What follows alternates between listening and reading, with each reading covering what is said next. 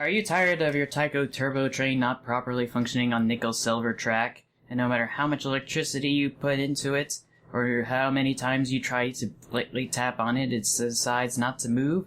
That can be so frustrating that you just want to quit. But now you don't have to! This tutorial will show you how you can get your Tyco Turbo Train to work on nickel-silver track. This tutorial will properly work regardless of which make and model you have of the Tyco Turbo Train, so let's get started. First you'll need a screwdriver. You'll also need a pair of clippers, however we have more than one because we didn't have a preference. You'll also need a mini glue gun. Last but not least you need a motorized truck, or bogie as the Brits call it. But first we'll need to get some background information on how the Tyco Turbo Train works. No matter which model you bought, it has the same internal chassis, which is loosely based on a slot car design. It even includes the same loosely spring-loaded metal contacts and open motor with magnets fitted into the frame to maintain magnetic traction even against vertical surfaces. The first thing you need to do if you haven't already done this is plug in your glue gun so that it is heated up and ready to go. Next, take the powered car from your train sets. We're selecting the Tyco Turbo Express for this retrofitting. Select the screwdriver using the proper head to unfasten the screws at the bottom. The first one you'll be able to find is over at the nose. The second one is in the center in a very conspicuous hole. Now it doesn't really matter where you put these screws, but we'll just put them to the side at the moment until we find a better place for them. With the screws removed, we can now safely take the shell and separate it from the chassis. We don't need to do anything with the chassis in particular, we'll just put it aside for the moment. Now we can put our focus towards the motorized truck. It's important that you get one that's the right size and shape, and apparently Kato USA usually has some extra spare parts in stock that are ready for order through the internet or by phone. Here's the serial number for the one I've chosen. Now, the ones that you'll be able to choose where you locally live might vary, but not substantially, so all that really matters is that it's cheaper than the rest of the competition, which is usually around $100 US equivalent, whereas this is only around $50 US equivalent. With the motorized truck in hand, it's time to make a few modifications. First modification is to take a screwdriver and remove the plastic facade on the outside. This is very simple, just stick the screwdriver underneath the facade where there's a clear and conspicuous opening and just pry it off. Now all we have to do is just repeat it on the other side, making sure that the copper contacts stay in place. I know this is a bit of a challenge because that little piece of plastic was holding it in place, but we needed to remove them in order for the entire motorized truck to actually fit inside the outer plastic shell. Now hypothetically this should go off without a hitch, but I experienced some technical difficulties and fumbled around with the metal contacts for a brief moment until I had it firmly set into the place I wanted it to be in. With all of that taken into consideration, we should be able to hypothetically glue the metal contacts into place using the glue gun.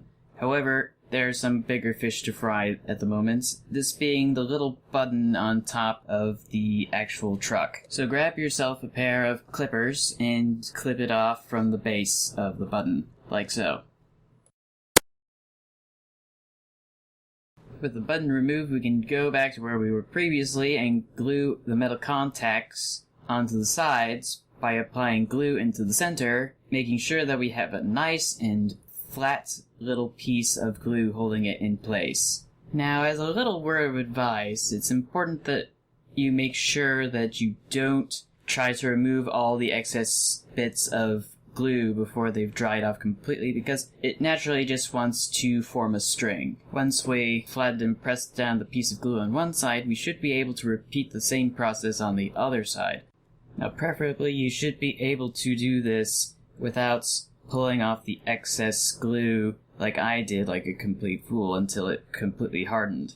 The metal contacts in place, all the modifications are fairly complete for the motorized truck. Now we can put it aside and move on to the next step. The next step is to go take the body shell from the motorized car and flip it upside down. Pay close attention to the central post in the center of the plastic shell. We're going to be removing this. So we'll just get our clippers, we'll find the right angle to trim off as much of it as humanly possible, and then cut it. Remove the plastic and check your workmanship.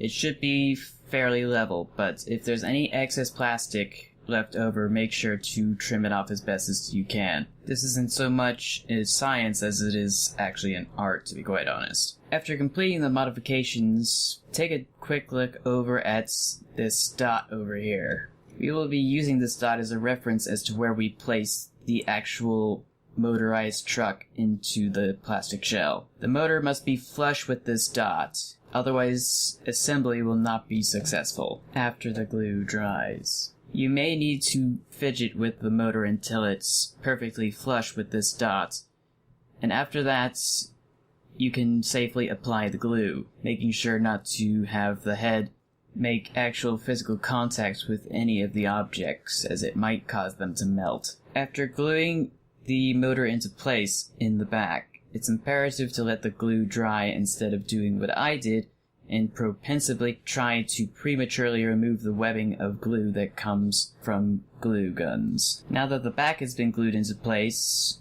we need to add 2 more dots of glue connecting the motorized truck to the shell using 2 focal points in front of the rear axle. It might be difficult to see here, but put another way, imagine gluing the actual brake shoe of the truck to one of the internal struts that keep the outer shell of the turbo train rigid. Each time you apply the hot glue, make sure that you have the motorized truck held in the correct desired position inside the shell of the Tyco Turbo Train until it dries up. Once it completely dries up, you now have a fully complete Tyco Turbo Train that's been retrofitted for a conventional nickel-silver track. This is the time to actually test your Tyco Turbo Train on the tracks to see if it properly functions and if the parts are properly glued together in the correct orientation.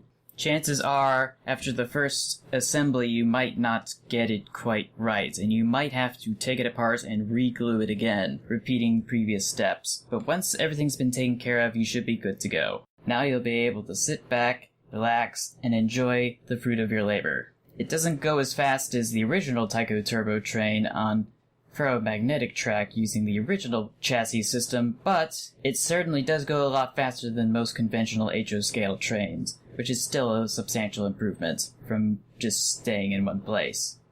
If you enjoyed this tutorial and want more tutorials like it in the future, please leave a like or a comment below the video. I will see you all in the next video, and until then, take care, stay awesome, stay true to yourself, and remember to never give up. Bye everyone.